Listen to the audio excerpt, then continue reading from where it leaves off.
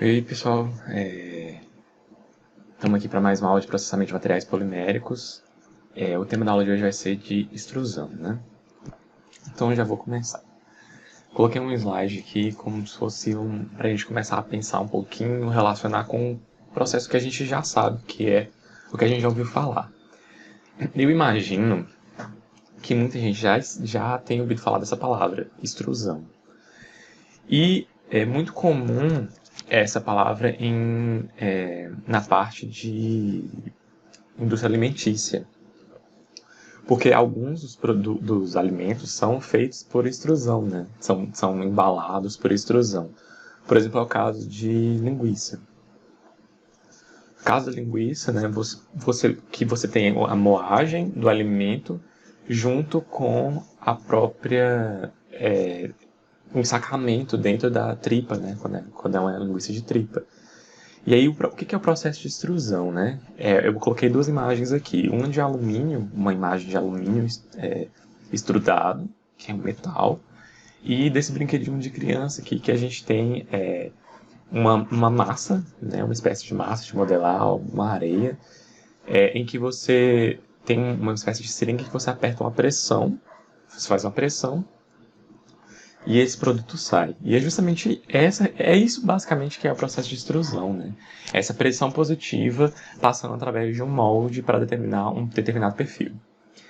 O que eu estava falando da indústria alimentícia é o que a gente consegue ver, por exemplo, que eu estava falando da linguiça, né? Ela passa por um parafuso e por uma moagem, e aí ela sai do outro lado e é ensacada, né? E é embalada.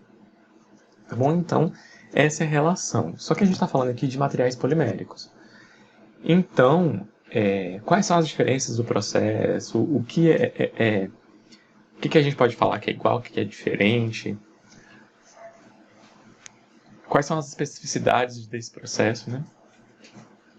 O material metálico, eu falei um pouquinho da alimentícia, mas vou falar um pouquinho de metálico. Eu não sei se vocês, quando vocês viram, na verdade, se vocês têm alguma outra matéria de fabricação,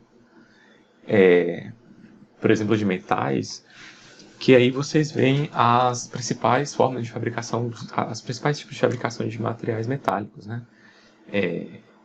Conformação, extrusão, calandragem, eu não vou lembrar todas não, mas tem várias desses processos de fabricação que eu faço relação com materiais poliméricos, né? E um desses é o que a gente está fazendo aqui de extrusão. Só que para materiais metálicos é um pouquinho diferente. Porque a gente vai ver que vai ser difícil a gente fundir o material metálico durante o processo da extrusão, né? A gente vai ter que fazer trabalhar com ele acima do ponto de fusão, né? E aí fazer com que ele solidifique durante essa extrusão. Isso ocorre no material polimérico também, mas de um jeito um pouco diferente. Então, ótimo. Então, o que a gente vai ver? Antes de falar de extrusão em si, de termoplásticos, que a gente vai ver que esse tipo de processo de fabricação, ele vai ser para termoplásticos. A gente vai relembrar um pouquinho dos tópicos que a gente falou de termoplásticos, vai acrescentar outras informações. Primeira parte aí eu vou falar um pouquinho sobre comportamento térmico. A definição de certas temperaturas dos materiais, de polímeros amorfos e semicristalinos, principalmente. Depois a gente vai falar um pouquinho, retomar comportamento mecânico, a gente já viu viscoelasticidade e viscosidade, e a gente vai retomar um pouquinho. Antes de começar a falar disso, a gente vai ver que isso tem a ver com extrusão, com a matéria, com comportamento e tal. Mas antes de falar sobre essa parte mais teórica e introdutória, eu vou mostrar um pouquinho dos processos, né? Então vou copiar aqui os vídeos para passar para vocês, para a gente visualizar, para vocês entenderem na prática, né, o que são esses processos aí. Terem eles em mente. Certo, esse primeiro aqui, os outros são em português, mas esse primeiro aqui é em inglês. Vou acompanhar com vocês o vídeo. Então, está falando que plástico vai viajar pela extrusão, né? pela extrusora. Now let's look at the inside of an extruder to see Agora how vamos it visualizar dentro da extrusora. works. para ver como The funciona. plastic raw material in this hopper travels by gravity to the feed throat and drops O plástico viaja para a parte de alimentação por gravidade. Comece a anotar essas palavras, tá bom? Então essa primeira parte aí é a zona de alimentação. onto the rotating screw. Então ele vai passar pelo parafuso que está girando, né? Rotating screw. E screw é parafuso. The rotation of the screw conveys the plastic forward through the Essa rotação desse parafuso, né? Dessa extrusora aí, ela vai fazer com que o plástico ele mova nesse sentido, aí que está sendo mostrado pela seta. As the plastic is conveyed forward along the screw, the Então, channel assim que o plástico vai movendo e sendo conformado que ele fala? the plastic is conveyed forward along the screw, Não, é movido para frente, né? Forward, ao longo do parafuso aí, da rosca, perdão. A palavra que a gente usa em português é rosca. Ao longo dessa rosca extrusora, depth decreases, forcing the plastic through a small a espessura desse canal diminui. Então a gente começa a pressurizar, né? Pressionar esse material plástico. area. Então, porque ele está passando uma área cada vez Combination menor. of compression and screw rotation Essa causes combinação friction, which generates heat. pressão com essa rotação dessa rosca gera uma tensão de cisalhamento, que é o que a gente está falando de um This is called aquecimento, né? shear heat. Essa tensão de cisalhamento ele vai aquecer esse material. Aquele colocando aí de um aquecimento cisalhante, uma espécie dessa definição. This heat, along with the heat from the barrel heating system, Esse calor gerado, junto com o calor gerado por essas partes laranjas aí, que são, né, barras de aquecimento aí, né, podem ser diversos tipos de aquecimento, a gente vai falar the depois, plastic. faz com que o material By the time the plastic is conveyed to the end of the screw, melt, né, tipo, derreta, colocar assim. Ok.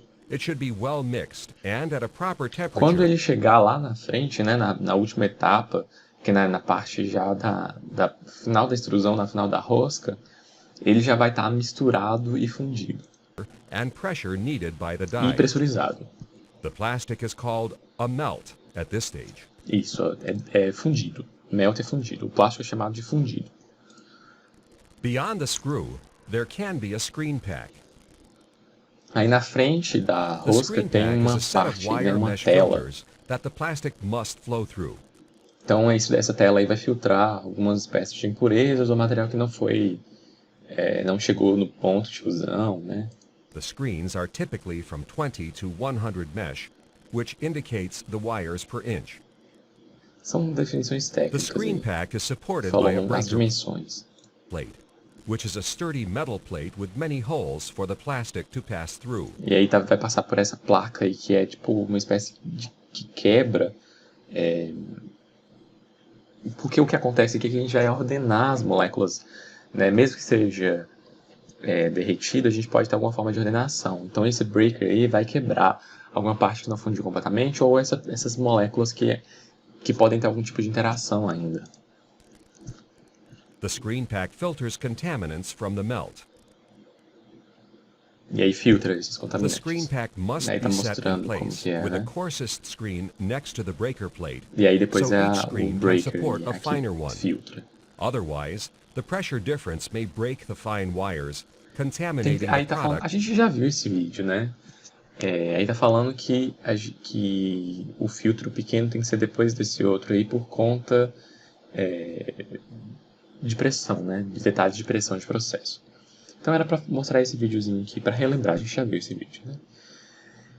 Eu vou mostrar agora um vídeo que mostra um processo de fabricação mesmo. Esse daqui foi um esquema, né, que a gente consegue ver dentro da rosca extrusora e tal. Esse daqui é um videozinho de um processo de fabricação. E aí é interessante ver a máquina e tal. E aí vocês viram que eu coloquei extrusão sopro, se eu não me engano, esse é de extrusão sopro, né? Isso.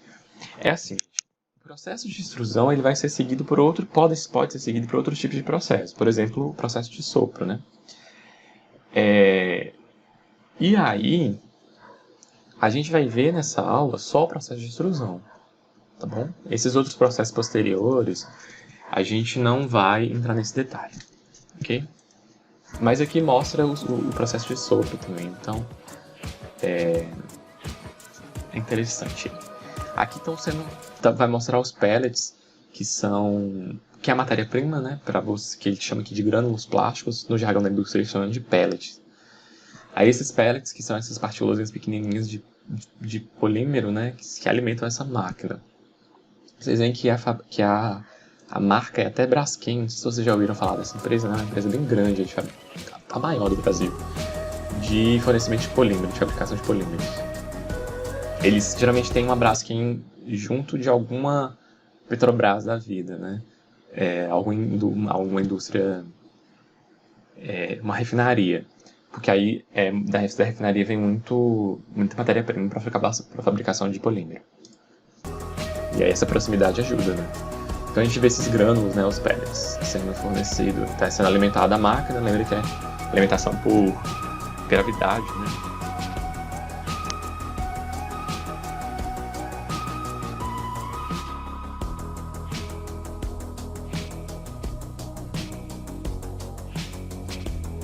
Então ali essas máquinas aspiram esses pellets, né, enviado para a extrusora para um cilindro aquecido, que contém uma rosca transportadora onde ocorre a fusão dos grânulos. Aquela rosca lá que eu falei, né?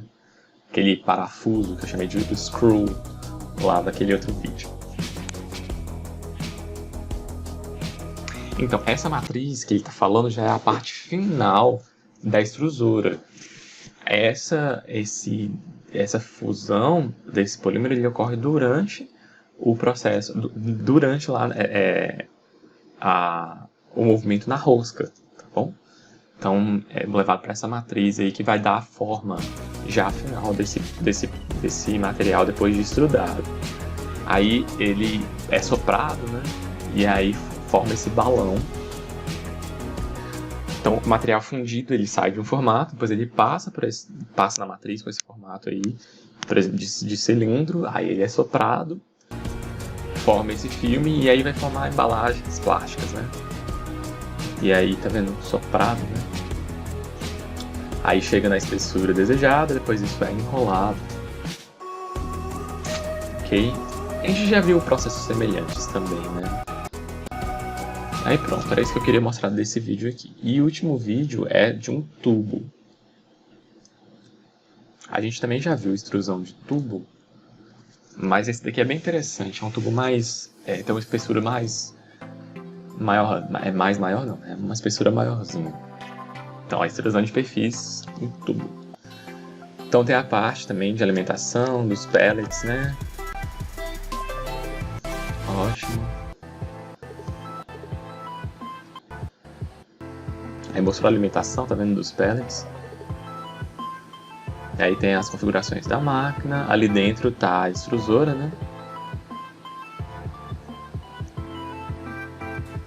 Então, vou ler. O cilindro da extrusora é aquecido de acordo com o material plástico a ser extrudado e a rosca, né? Parafuso sem fim auxilia na plastificação do material. É isso que eu falei. O que acontece é que o aquecimento não é só por conta daquele aquecimento externo que tem fora da rosca. O próprio esfriamento ajuda a aquecer e derreter esse material, né? Fundir. E ele é transportado para o final do cilindro.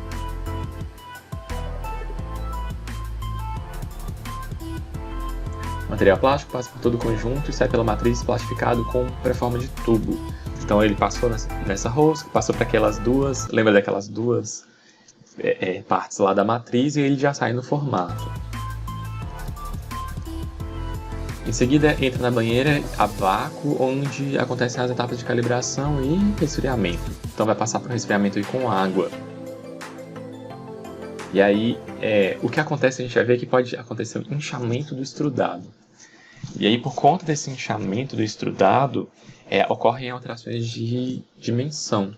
Então todas essas etapas que ele está falando aqui, para controle de dimensões, para que as dimensões sejam controladas, esse sistema, isso é por conta desse inchamento, né?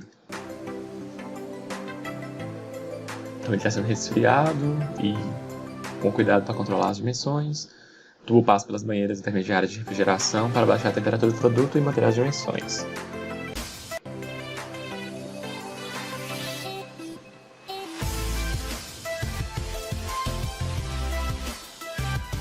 produto passa pela gravação, vai ter imprimir aquelas letrinhas, né? Norma, dimensão, lote, aí, que a gente vê geralmente em tubo.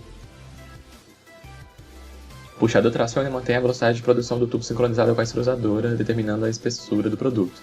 É bem importante isso, em processos contínuos, né? Que tudo no processo seja muito bem calibrado.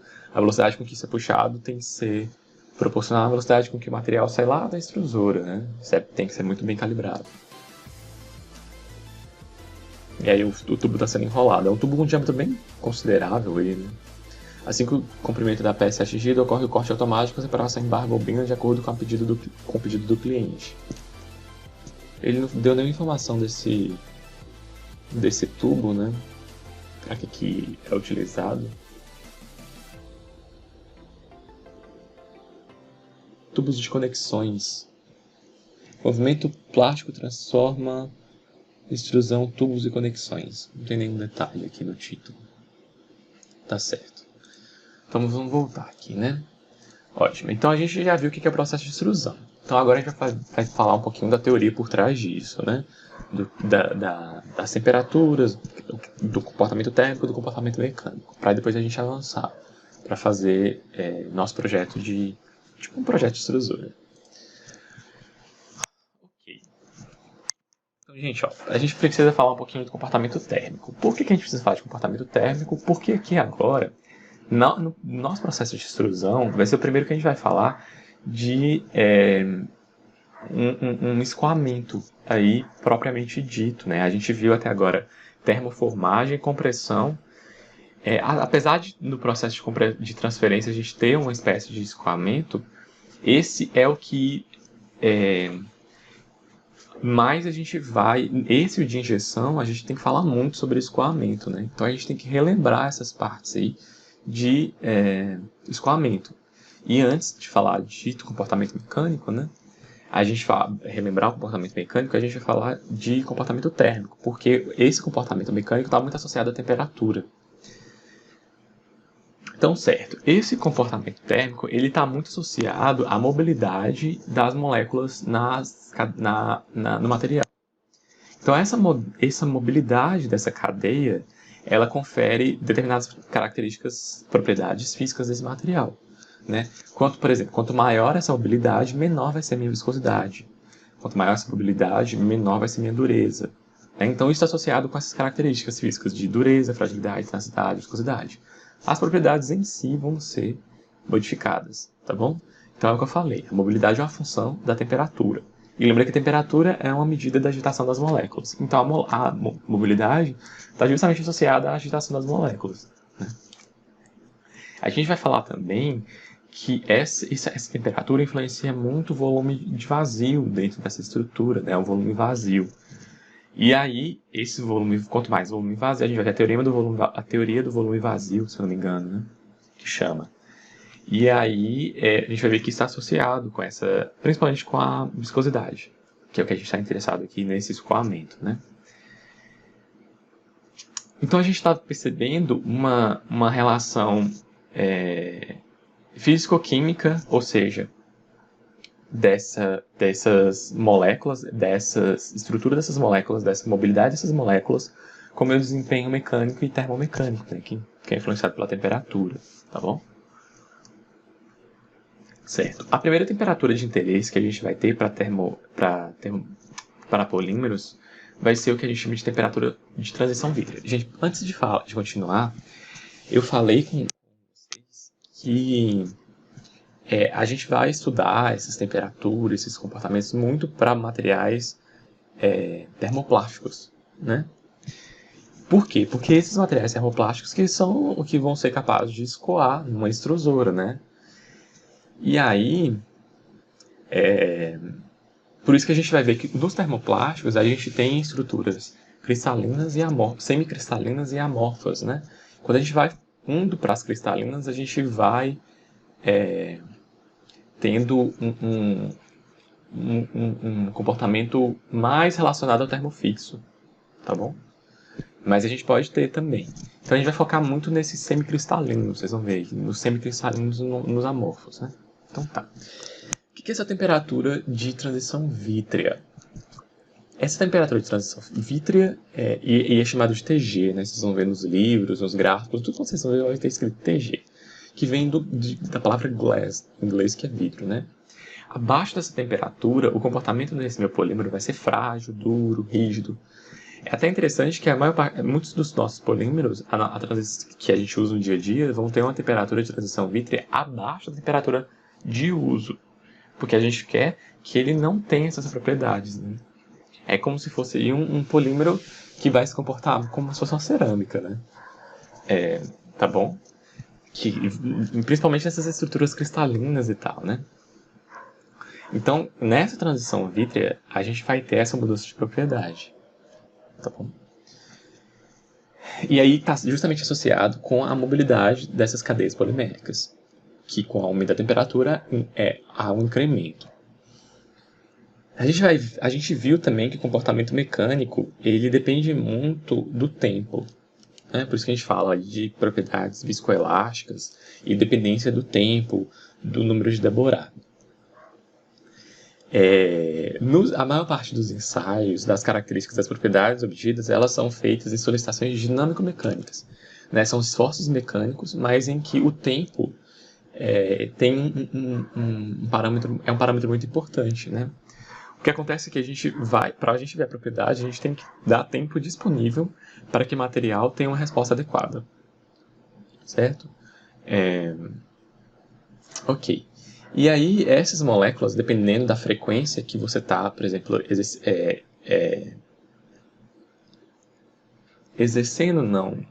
aplicando o esforço mecânico, a gente passa por três regiões de comportamento, né? Imobilidade, mobilidade ressonante e mobilidade. A gente vai ver isso no gráfico melhor, tá bom?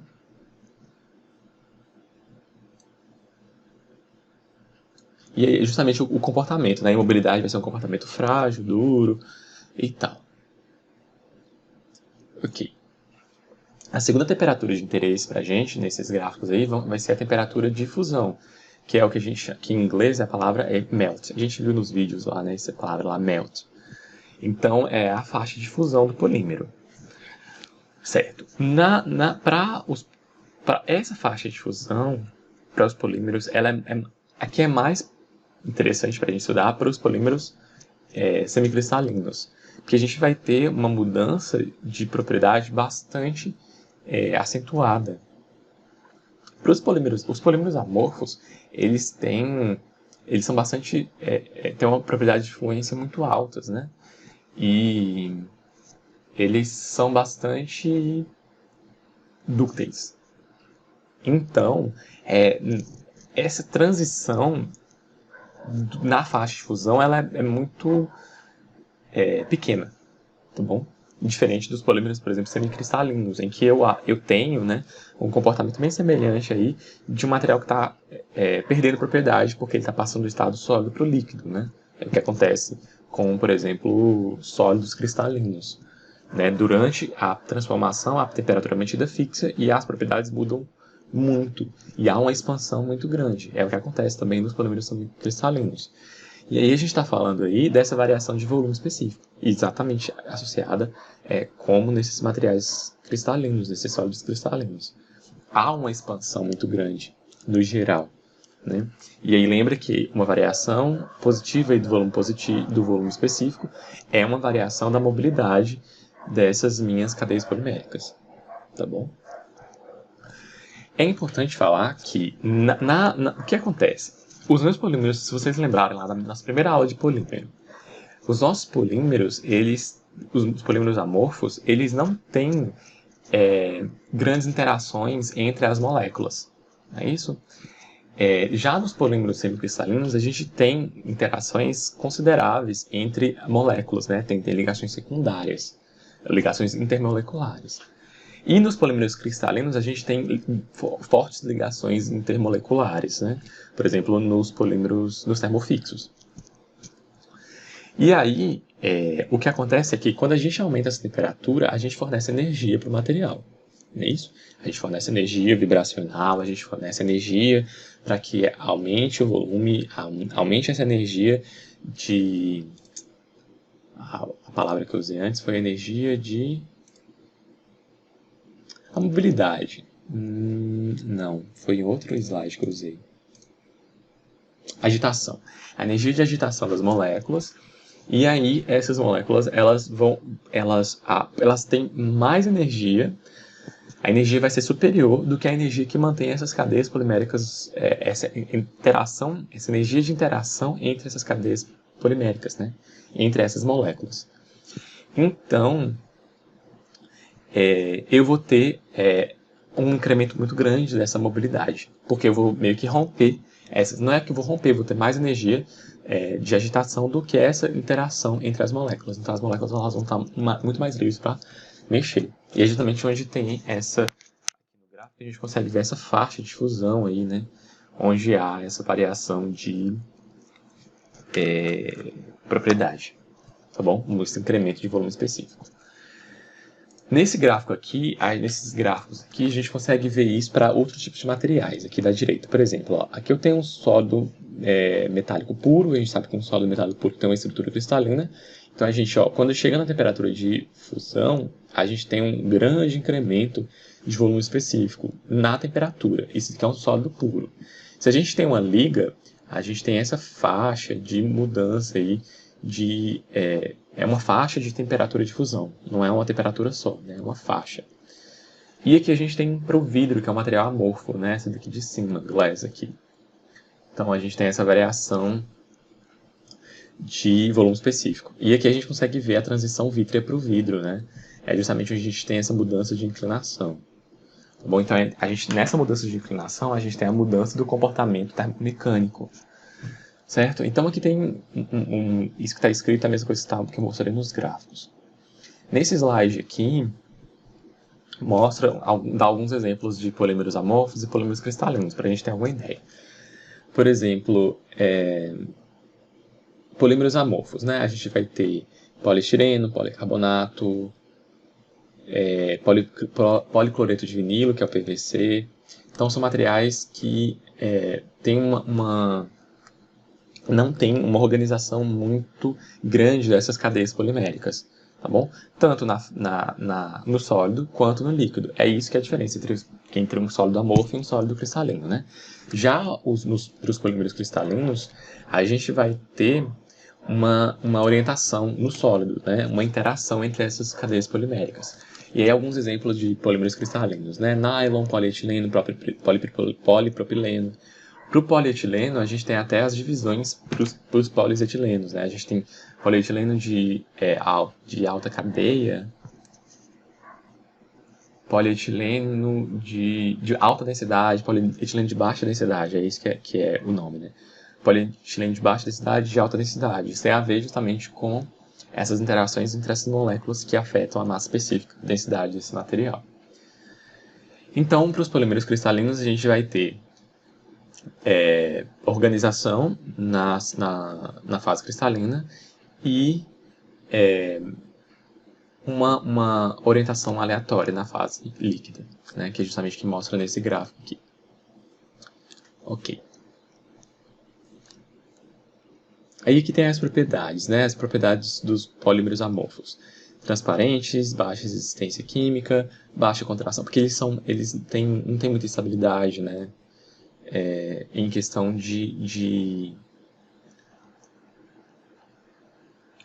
como as ligações entre as moléculas não são muito fortes, na verdade não há, né, muita interação entre as moléculas, como nos polímeros cristalinos, a gente vai ter, esse polímero não vai estar numa estrutura, essa estrutura não vai ser não vai ser difícil de se desmanchar, né? Então, certo, como eles já têm uma mobilidade alta, eles já têm esse volume de vazio alto, tanto na estrutura sólida quanto líquida. Por isso que a gente tem uma baixa contração volumétrica aqui. E eles têm uma baixa resistência mecânica. Os polímeros cristalinos, eles são translúcidos ou opacos, eles são bem mais estáveis quimicamente, eles mudam muito, né? Foi o que a gente viu aqui nesse gráfico aqui, para os cristalinos. O outro gráfico ele não mostrava os cristalinos, né? Mas o cristalino ele vai ter igual eu falei do sólido, eu não mostrava, mas eu falei, é como se fossem os sólidos metálicos, por exemplo, né? Vai ter uma variação abrupta aí de volume específico, do líquido para o sólido. Então, muda muito a mobilidade. Então, eles expandem ou contraem muito, né, nessa variação. E eles têm uma elevada, comparadas com esse daqui, tá, gente? Elevada resistência mecânica. Lembra que quando a gente está falando de elevado, a gente está sempre comparando com alguma coisa. Então, como a gente tem um quadro comparativo, a gente está comparando entre os dois. Aqui tem um gráfico para lembrar para a gente dessas ligações entre essas moléculas, né? A gente tem aqui o dos amorfos, a gente tem aqui indo já para um semicristalino, mas ainda não checando, né? Aqui a gente tem os cristalinos, por exemplo, os termofixos. E a gente também tem estruturas semicristalinas que são pouco entrelaçadas, como num elastômero, né? Aqui lembra que é um elastômero fracamente entrelaçado. Ele está falando de elastômeros que não são vulcanizados, né? Nos elastômeros vulcanizados, a gente aumenta muito a densidade de ligações entre as cadeias com o enxofre. Lembram? Certo.